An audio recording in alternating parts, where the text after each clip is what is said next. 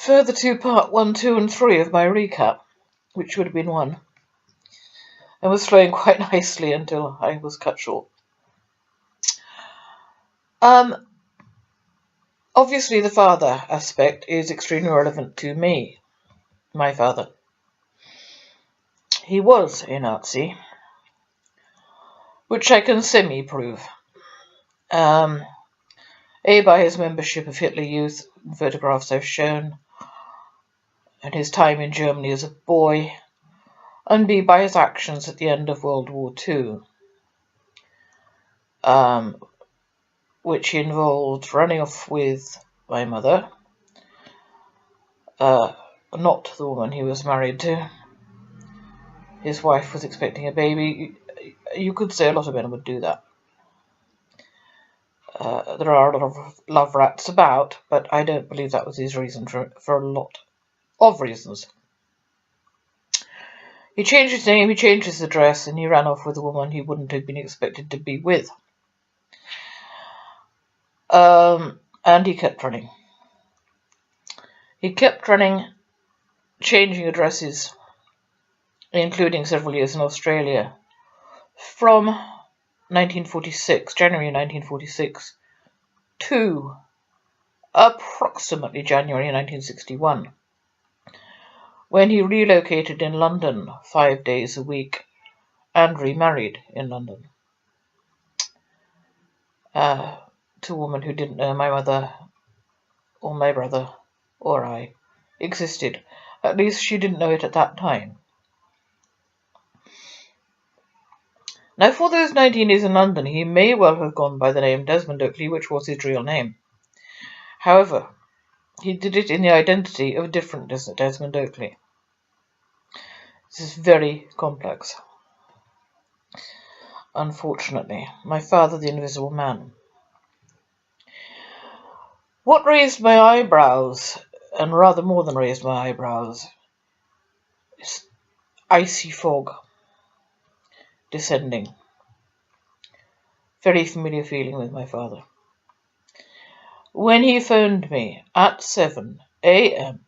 on the 16th of February 1994 and said Fiona is dead, the hairs on the back of my neck stood up immediately. Because I'd heard the words before. Except that the words before were, she's dead. And I'd heard those words twice before. The second time I heard those words were when he phoned to tell me that my mother was dead 1 hour after I had left her alive in her armchair. I was so shocked, I actually said, who? And he said Romy, which was his affectionate name for her, if he was capable of affection, which I'm not sure about. It took about 10 minutes to get to the house. Oh, he had done exactly the same thing as was done with Fiona. No ambulance was called, no doctor was called, no help of any kind was called. Even the next door neighbours were not called. The only person he called was me, as in the case of Fiona. He didn't call anyone else, only me. When I got to the house, my mother was dead. In her armchair. I've been through this, with a trickle of blood running out of the corner of her mouth, dried blood, and a cushion at her feet. Well, 1 foot. My father was sat on the settee across the room. He looked exhausted, which you might think was natural. But when I pointed to the cushion and said, "What's that?" he said, "Oh, it fell off in the struggle." I had to go behind the screen to phone for an ambulance, although I knew she was dead. She was cold to the touch, and it was very obvious in so many ways that she was dead. I had to go behind the screen to call for an ambulance, and when I got back, the cushion had gone. Later he described how she had clawed at the air. He said it took her about 5 minutes to die, and he said she was clawing at the air, and that was how he illustrated it, with his hands over his face. That was an image which has never left me. Unfortunately, I am also now going to die of suffocation. Oh, the irony. Anyway,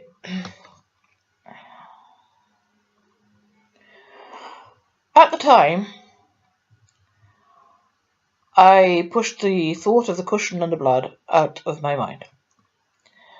And the only questions that never left me were, why didn't he call an ambulance?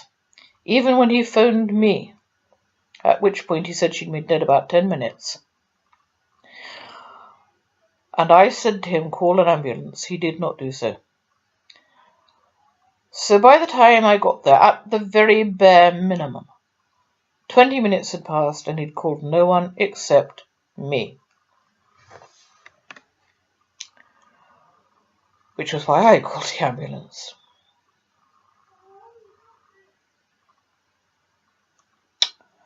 And I've been over the fact that I couldn't bear the idea of a post-mortem. I deeply, deeply, deeply regret that now. And I asked the ambulance men not to take her away. I begged them not to take her away. I was hysterical. And they took her upstairs and laid her on a bed, where she remained until the following morning, at which point she was taken immediately to the funeral parlour. No post-mortem. The day after that, 2 days after her death, her doctor signed the death certificate to say that she had died of respiratory failure. In my belief, suffocation by blood-stained cushion, which left only two possibilities.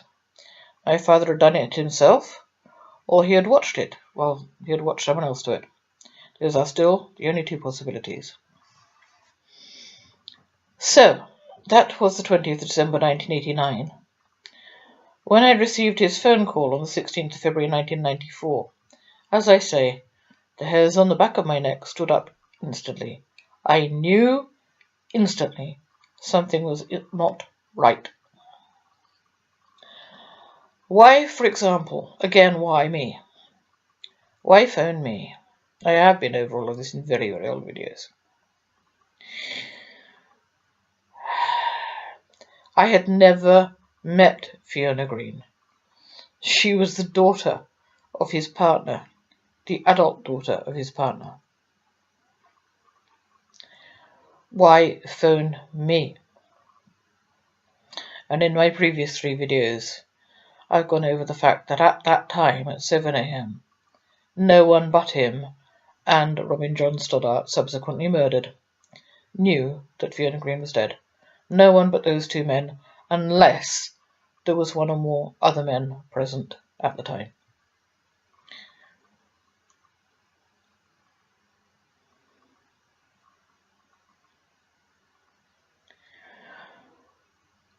So there I was with this incredibly uneasy feeling. For a start, I had to ask who it was. He didn't ring from his own landline. It was a strange landline.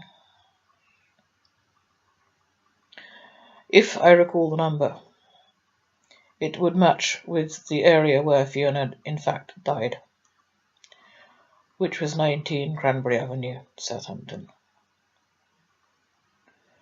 It could have been a payphone, it could have been anything.